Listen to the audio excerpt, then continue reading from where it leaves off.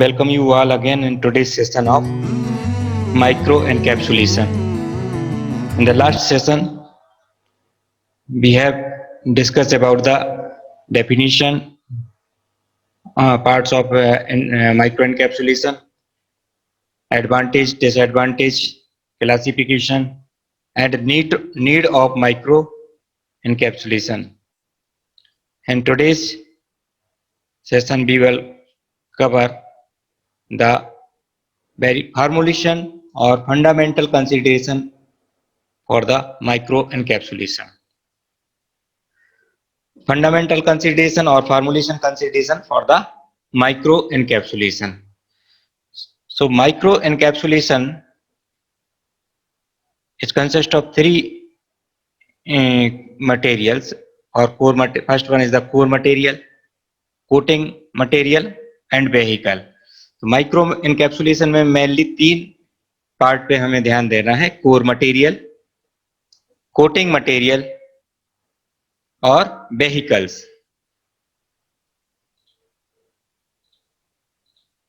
In the core material solids भी हो सकता है और लिक्विड भी हो सकता है.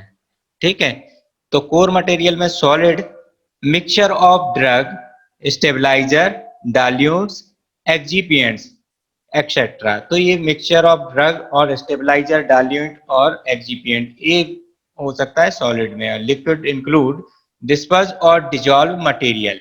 डिस्पर्स और डिजॉल्व मटेरियल ये लिक्विड में भी हो सकता है. तो कोर मटेरियल जिसमें मेन आपका ड्रग होता है ना, वो कोर मटेरियल कहलाता है. ठीक है, इसके बाद है coating material. Second one is the coating material.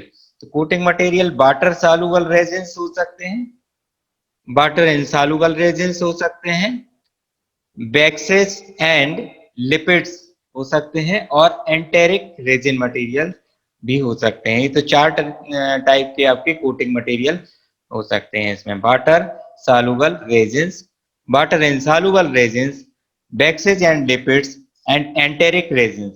तो वाटर सॉल्युबल रेजिन्स में एग्जांपल है gelatin, gum arabica, PVP, CMC and MC methyl cellulose, है ना. और वाटर इनसॉल्युबल रेजिन्स में इथाइल सेलुलोज और पॉलीएमाइड नाइलॉन. ये कुछ वाटर इनसॉल्युबल रेजिन्स का भी हम कोटिंग मटेरियल के रूप में यूज कर सकते हैं. Third category is the waxes and lipids.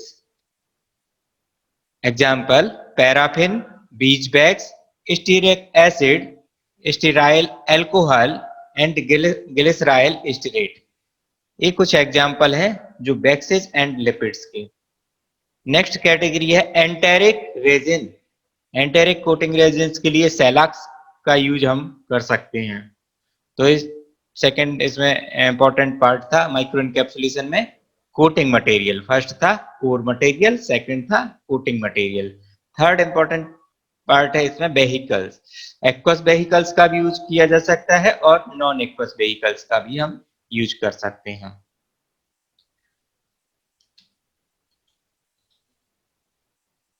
Next है fundamental consideration and formulation consideration में generally micro cap particles consist of two components. Two components generally इसमें होते हैं. फर्स्ट है आपका कोर मटेरियल, सेकंड है कोट और वॉल और shell material. Generally micro particle consist of two component. First one is the core material, second is the coat और wall और सेल मटेरियल भी उसको हम कह सकते हैं. ठीक है, तो कोर मटेरियल क्या होता है इसको हम डिस्कस करेंगे. It is defined as the specific material to be coated. Core material क्या होता है? It is defined as specific material to be coated. वह स्पेसिफिक मटेरियल या ड्रग जिसको हमें कोट करना है वो कोर मटेरियल कहलाता है. इट कैन बी लिक्विड और सॉलिड इन नेचर. यह लिक्विड और सॉलिड इन नेचर का हो सकता है. The composition of the core material can be varied. Core material का कंपोजिशन वेरी करता है. Composition of the core material क्या हो सकता है इसमें? सबसे पहले तो ड्रग और एक्टिव कॉन्स्टिट्यूएंट रहेगा. इसके बाद एडिटिव लाइक डाइल्यूएंट रहेगा और स्टेबलाइजर रहेंगे। तो ये कंपोजिशन ऑफ कोर मटेरियल में क्या का कंपोजिशन होता है वो बताया गया कि ड्रग और active constituent, additive like diluents और स्टेबलाइजर, ये आपका कोर मटेरियल का कंपोजिशन है। तो कोर मटेरियल क्या है? It is defined as specific material to be coated, है ना। जैसे ड्रग है जिसको कोट करना है तो वह कहलाएगा आपका core material. It can be liquid और solid in nature. The composition of core material can be varied. और कंपोजिशन ऑफ कोर मटेरियल में आपका ड्रग और active constituent, additive like diluents, stabilizer, है ना।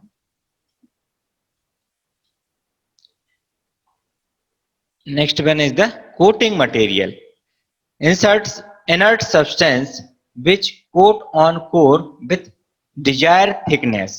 ऐसा inert substance जो कि अपन जिससे हम कोट करते हैं कोर मटेरियल की desired thickness में, वह कहलाता है coating material. inert substance which coat on core with desired thickness is called the coating material। Composition of the coating: inert polymer, plasticizers, coloring agents, resins, wax, lipids and release rate enhancer और retardant. ठीक है, inert polymers होते हैं, plasticisers का हम use कर सकते हैं, साथ में कंपोजिशन में कलरिंग एजेंट भी उसमें ऐड कर देते हैं, है ना। इसके बाद रेजिन्स, वैक्स और लिपिड्स और रिलीज रेट एनहेंसर और रिटार्डेंट। रिलीज रेट को एनहेंस करने के लिए या रिटार्ड करना है हमको तो उसके लिए भी हम एक्सिपिएंट्स ऐड करते हैं। तो एक कोटिंग मटेरियल था। Coating materials properties: it should provide desired coating properties such as strength, flexibility, impermeability, stability, inert toward active ingredients, control release under specific condition and film forming pliable testless। Strength अच्छी होना चाहिए, flexibility उसमें हो, impermeability हो, ठीक है, stability हो, inert towards active ingredients and इसके बाद control release under specific conditions and film forming pliable tasteless. ये कुछ स्पेसिफिक प्रॉपर्टी होना चाहिए कोटिंग मटेरियल्स की। It should non hygroscopic, non hygroscopic होना चाहिए, ठीक है, कोई मॉइस्चर को एब्जॉर्ब ना करे, और non hygroscopic, no high viscosity, high viscosity भी बहुत ज्यादा नहीं होना चाहिए, इकोनॉमिकल भी होना चाहिए, है ना। और soluble in aqueous media, aqueous media में सॉल्युबल होना चाहिए, और सॉल्वेंट और मेल्टिंग पॉइंट भी स्पेसिफिक होना चाहिए। ठीक है, जो भी एक्वस मीडिया है उसमें या जो भी हम सॉल्वेंट यूज कर रहे हैं उसमें सॉल्युबल होना चाहिए, ठीक है, या अगर हम मेल्ट करना चाह रहे हैं तो मेल्ट हो जाए उसमें, तो ऐसा होना चाहिए। तो सॉल्युबल इन एक्वस मीडिया और सॉल्वेंट और मेल्टिंग।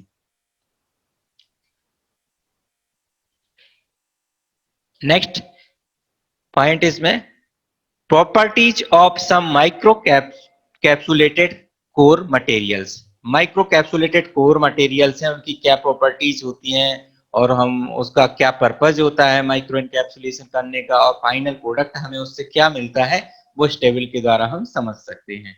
देखो, कोर मटेरियल इसमें सबसे पहले हमने एस्प्रिन यूज किया, तो उसके कैरेक्टर क्या होते हैं? स्लाइटली वाटर सॉल्युबल सॉलिड होता है, slightly water soluble solids. Purpose of encapsulation क्या है? टेस्ट मास्किंग, सस्टेन रिलीज और रिड्यूस गैस्ट्रिक इरिटेशन और separation of incompatible.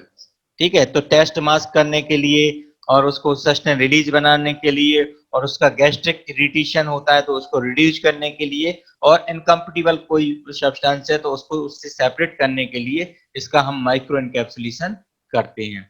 Final product हमें इससे मिलेगा टैबलेट और कैप्सूल के फॉर्म में।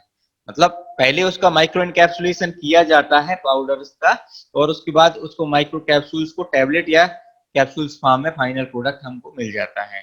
ठीक है, तो ये स्लाइटली वाटर सॉल्युबल सॉलिड्स होता है एस्प्रिन। सेकंड एग्जांपल है vitamin A palmitate.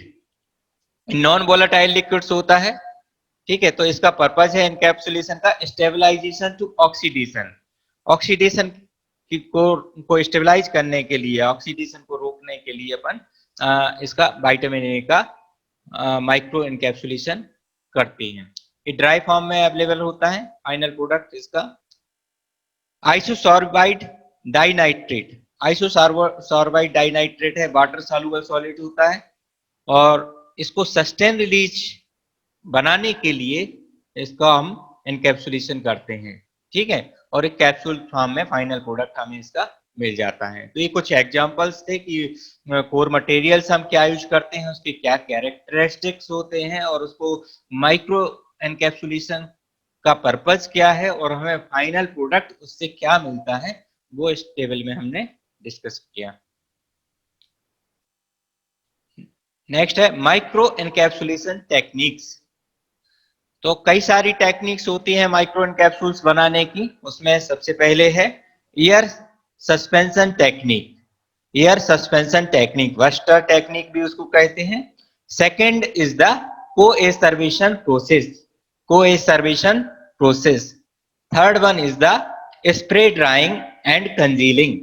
Fourth is the pan coating. Fifth is the solvent evaporation।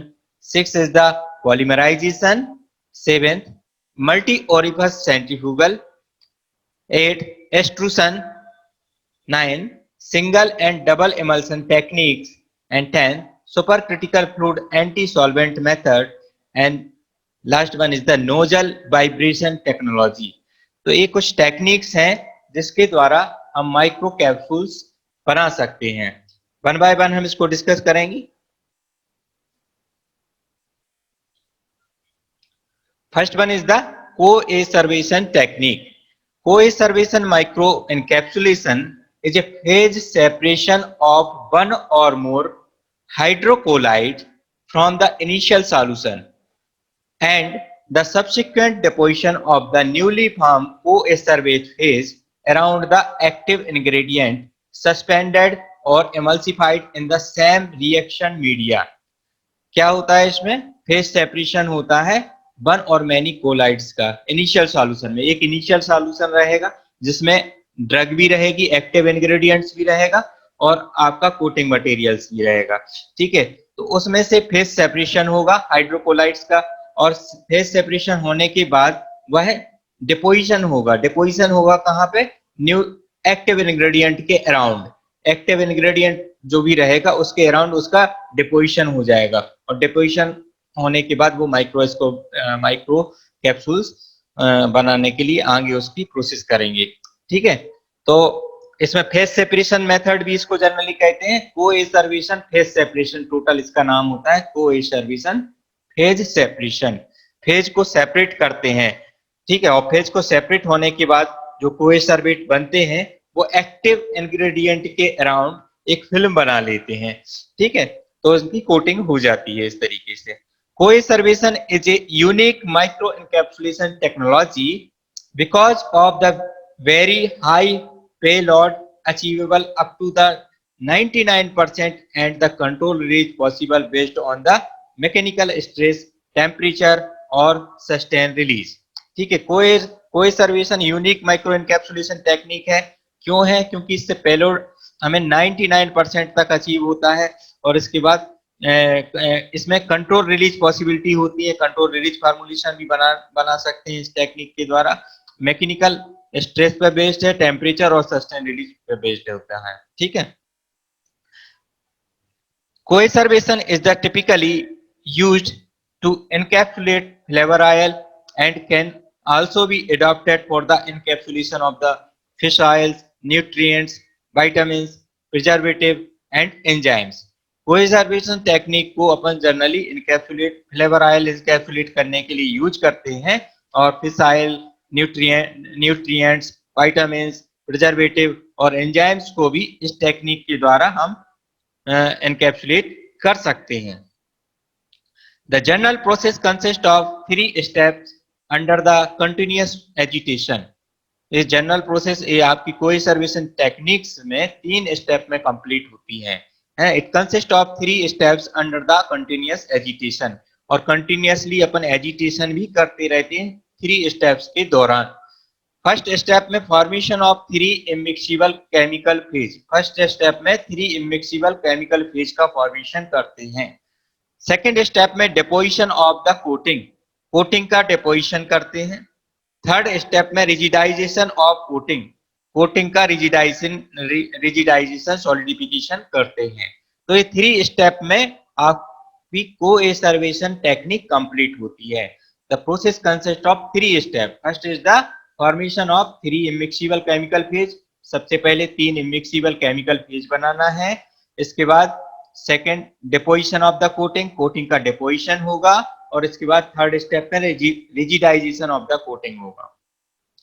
तो 3 इमिक्सिबल फेज कौन कौन सी हैं वो देखें। 3 immiscible phase are as liquid manufacturing vehicle phase, core material phase, coating material phase, है ना। कौन कौन सी है? सबसे पहले liquid manufacturing phase, liquid manufacturing vehicle phase. Next is the core material phase, coating material phase. These are the 3 phase, 3 immiscible phase. और coating material phase formed by utilization of following method. coating material phase को कैसे हम form करेंगे? ये कुछ 5 technique हैं, 5 technique हैं, उसके द्वारा हम कोटिंग मटेरियल को उसमें फेज फॉर्म करेंगे। First one is the temperature change method, second by addition of incompatible polymer, third by non-solvent addition, fourth by salt addition, fifth polymer polymer interaction। ये 5 technique के द्वारा कोटिंग मटेरियल फेज बनाई जा सकती है। ठीक है, temperature change method, by addition of incompatible polymer, by non solvent addition, by salt addition, और polymer interaction. Coacervation phase separation technique को इस डायग्राम के द्वारा अपन समझ सकते हैं। 3 स्टेप में कंप्लीट होती है, पहले भी हमने डिस्कस किया। Formation of 3 miscible phase, deposition of coating and rigidization of coating. इसमें होमोजीनियस पॉलीमर सॉल्यूशन ये यहाँ पे है, और ये ड्रग है ना। इस फर्स्ट में देखेंगे होमोजीनियस पॉलीमर सॉल्यूशन और ड्रग। इसके बाद फेज का सेपरेशन हुआ, फेज सेपरेशन में हुआ तो जो हाइड्रोकोलाइड्स थे वो इस तरीके से कोएसर्वेट हो गए छोटे छोटे पार्ट्स में, कोएसर्वेट ड्रॉपलेट कहलाते हैं, कोएसर्वेट ड्रॉपलेट। अब एक coacervate droplet around the drug particles एक कोटिंग बना लेते हैं, कोट कर देते हैं ड्रग को या एक्टिव कोर को, कोर मटेरियल को कोट कर दिया। इसके बाद मेम्ब्रेन परमिशन होगा, और इसके बाद आपका पॉलीमेरिक मेम्ब्रेन फॉर्मेशन हुआ। तो ये कोएसर्वेट जो अराउंड हुए तो ये मेम्ब्रेन के रूप में यहाँ पे कन्वर्ट हो जाते हैं, तो ये कोटिंग हो जाती है एक्टिव सब्सटेंस की या ड्रग की। तो 3 स्टेप में इसको कंप्लीट किया हमने। First is the formation of 3 miscible phase, 3 miscible phase का फॉर्मेशन हुआ। यहाँ पे देखो ये आपका कोटिंग मटेरियल कोएसर्वेशन फेज है, और एक्टिव कोटिंग मटेरियल हुआ, और इसके बाद एक्टिव इंग्रेडिएंट की फेज है। इसके बाद deposition of the coating, coating का डिपोजिशन यहाँ पे होता है। इसके बाद रिजिडाइजेशन ऑफ द कोटिंग, कोटिंग का रिजिडाइजेशन होता है। तो 3 स्टेप में कोएसर्वेशन टेक्निक्स कंप्लीट होती हैं। ठीक है, इसमें 5 टेक्निक्स हमने कोटिंग को फॉर्म करने के लिए डिस्कस की थी कि कौन कौन सी 5 टेक्निक्स हैं जिसके द्वारा हम कोटिंग को फॉर्म किया जा सकता है। First is the temperature change method, temperature change method. इसमें कोर मटेरियल हम एन एसिटाइल पी अमीनोफेनॉल का यूज करेंगे, पॉलीमर इथाइल सेलुलोज का यूज करेंगे, सॉल्वेंट साइक्लोहेक्सेन का यूज करेंगे। Ethyl cellulose is insoluble in cyclohexane at the room temperature, but it is the soluble at the elevated temperature। ठीक है, elevated temperature पे soluble हो जाता है, लेकिन रूम टेम्परेचर पर इनसॉल्युबल रहता है इथाइल सेलुलोज, पॉलीमर का जो यूज किया गया है।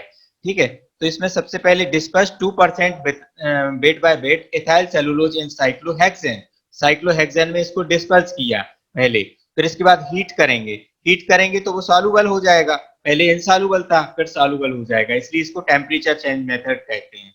ठीक है, heat the mixture to form the homogeneous polymer solution, add core material with steering. इसके बाद इसमें कोर मटेरियल को स्टीयर किया, इसके बाद cool the mixture in the room temperature with the stirring, इसके बाद मिक्सचर को हम कूल करेंगे और filter it, collect the micro capsules, इसके बाद फिल्टर करेंगे और माइक्रो कैप्सूल्स को हम कलेक्ट करेंगे।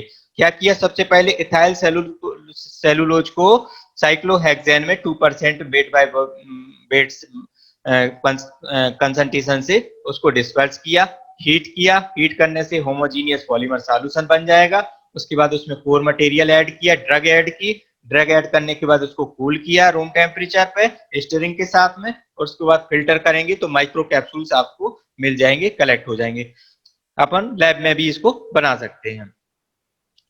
सेकेंड मेथड है इनकम्पेटिबल पॉलीमर एडिशन मेथड। इसमें core material crystalline, methylene, blue HCl use करते हैं, पॉलीमर इथाइल सेलुलोज और सॉल्वेंट टॉलुएन, और incompatible polymer polybutadiene liquid state में इसका यूज करते हैं। सबसे पहले dissolve ethyl cellulose in toluene to produce the 2% weight by volume solution, then disperse crystalline methylene blue with the string, then slowly add liquid polybutadiene, the solidification by addition of hexane, then filtration and drying of the micro capsules। तो इस तरीके से second incompatible polymer का use करके, incompatible polymer polybutadiene हमने use किया, जिसके कारण solidification by the addition of hexane के द्वारा हमने सॉलिडिफिकेशन किया, और इसके बाद हमको माइक्रो कैप्सूल्स प्राप्त हुए।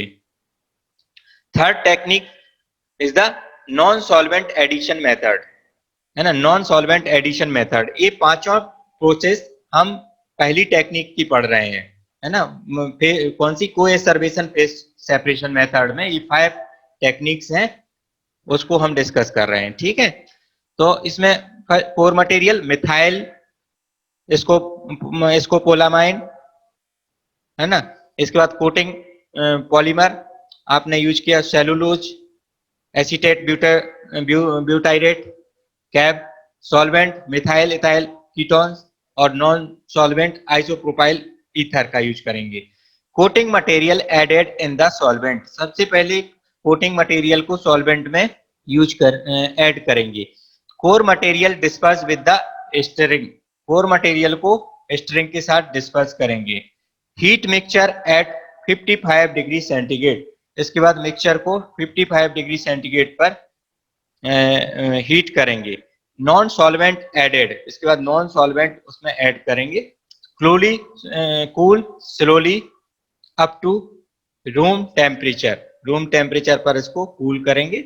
इसके बाद कूल वही लिखा हुआ है ना, तो कूल करेंगे, तो इससे आपका माइक्रो इनकैप्सूल्स यहाँ पे फॉर्म हो जाएंगे, है ना, माइक्रो इनकैप्सूल्स यहाँ पे आपको ऑब्टेन हो जाएंगे। Next technique is the salt addition method. Core material oil soluble vitamins, oil, corn oil, aqueous phase water और polymer gelatin. Dissolve the core material oil soluble vitamin in the corn oil, सबसे पहले core material को oil soluble vitamin जो use कर रहे हैं उसको corn oil में अपन ने डिजॉल्व किया। Emulsified in 10% gelatin solution at 55 degree centigrade, इसके बाद एमल्सिफाई किया 10% जिलेटिन सॉल्यूशन को। Slowly add 20% sodium sulphate solution को ऐड करेंगे। Rigidization by 7%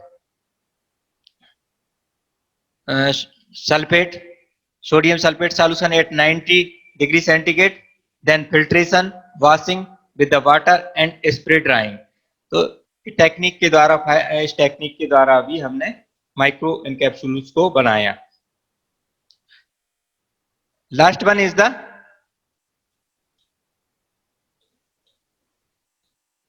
polymer interaction. Polymer interaction based on the ability of cationic and anionic water soluble polymer to interact in the water to form a liquid polymer rich phase complex coacervate। Core material इसमें methyl salicylate use करेंगे। Positively charge polymer gelatin, negatively charge polymer gum arabic, और micro capsules of 20 to 800 micron size will be obtain. The micro capsule shell are moisture sensitive, तो इसको कैसे बनाना है? Dissolve core material in aqueous gelatin solution. सबसे पहले core material को aqueous gelatin solution में हमने डिजॉल्व किया। Add gum arabic solution, gum arabic solution को ऐड किया। Adjust pH between 4 to 4.5, then cool at the room temperature. Micro capsules with the rubbery shells आपको obtain होंगे। Cool at the 70 degree, cool करेंगे, है ना। Cool करने के बाद treat with glutaraldehyde and dry the micro capsules. यहाँ पे कूल करना है ना, यहाँ पे मिस्टेक है थोड़ा। Cool at room temperature, cool करेंगे, इसके बाद ड्राई करेंगे माइक्रो एंड कैप्सूल्स को। तो पॉलीमर इंटरेक्शन के द्वारा भी हम माइक्रो कैप्सूल्स को ऑब्टेन करते हैं। ये 5 टेक्निक्स हमने यहाँ पे डिस्कस की।